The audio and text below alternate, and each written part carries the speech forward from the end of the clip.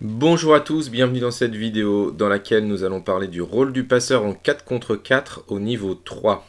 Alors maintenant on va avoir un joueur qui est passeur et qui permute lorsqu'il est devant. Et on va avoir un joueur qui est attaquant-passeur uniquement en poste 3.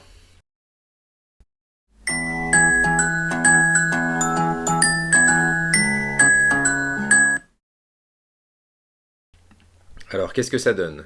Voilà un petit peu la représentation schématique de nos joueurs.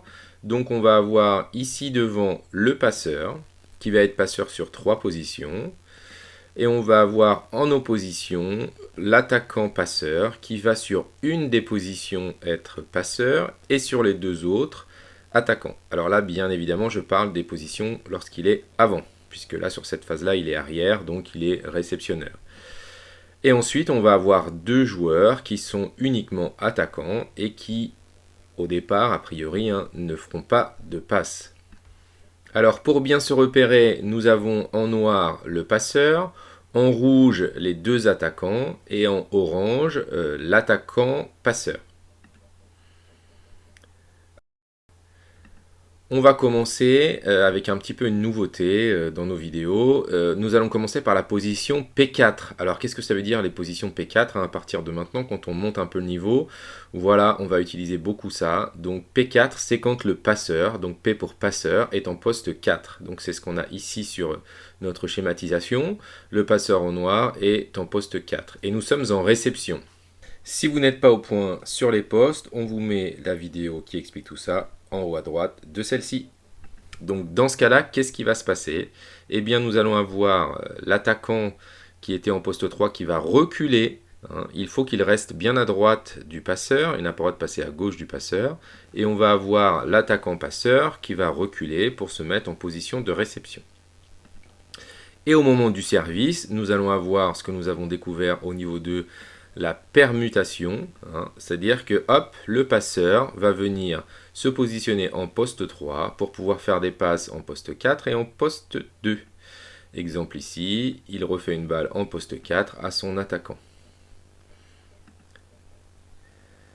Si maintenant on passe sur la position du passeur en P3, donc le passeur est en poste 3 et nous sommes en réception, et bien là pas de problème particulier puisque le passeur est déjà placé dans la position centrale qui nous intéresse nous pour l'instant en 4 contre 4, donc rien de particulier. Si l'on passe maintenant dans la position P2, donc passeur en poste 2, eh bien ça revient un petit peu à ce que nous avions vu au niveau 2. On va avoir l'attaquant passeur qui va reculer. On va avoir le passeur qui va se positionner à droite du terrain et s'orienter prêt pour se déplacer. Et on va avoir l'attaquant qui était en poste 3 qui va reculer en réception pour retrouver un petit peu notre triangle de réception. Et la dernière position qui change un tout petit peu, c'est là, on a le passeur qui est en poste 1. Et donc du coup, c'est l'attaquant passeur qui va faire office de passeur. Donc il est passeur sur une position et on va avoir les deux attaquants qui vont reculer pour réceptionner le service. Donc, pour résumer un petit peu, ce niveau 3, nous avons une spécialisation encore plus importante, puisque nous avons un joueur qui est uniquement passeur. On n'a plus de passeur attaquant. On a un joueur qui est uniquement passeur et qui va permuter lorsqu'il est devant, lorsqu'il est en poste 2 et lorsqu'il est en poste 4. Et on a un joueur qui est attaquant-passeur et qui sera uniquement passeur lorsqu'il est en poste 3.